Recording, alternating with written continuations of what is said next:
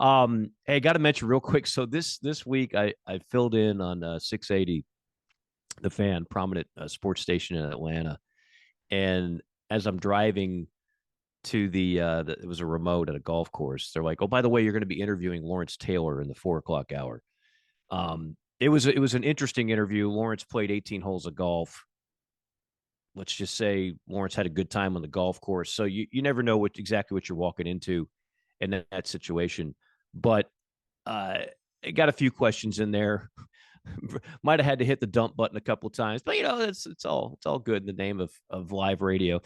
But it got me doing a deep dive. So we talked mainly about his career in the pros, and of course, you're talking about a Hall of Famer. You're talking about a guy who was an MVP. Think about this: he won the NFL MVP as a linebacker. The NFL MVP as a linebacker.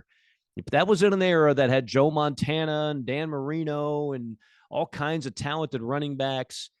He was the best player in the game at linebacker. I mean, he redefined the position. And again, you and I were younger when he played, but I think we were both old enough to realize, oh my God, this guy is just different.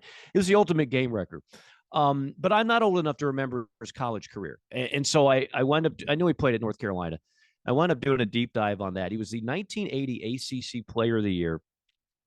But he told us during the interview, he's like, Mike, my number one sport was baseball. I wanted to be a Major League Baseball player. And if you go back to that era before football and basketball really surpassed baseball, there's a lot of elite athletes that'll tell you baseball was my number one. And I just wound up going into football or basketball.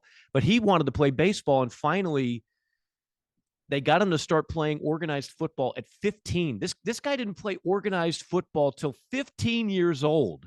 He winds up playing at high school in Williamsburg, Virginia, and he was not that highly recruited. JC, if you were doing your thing back in the day, he might have been a two-star guy.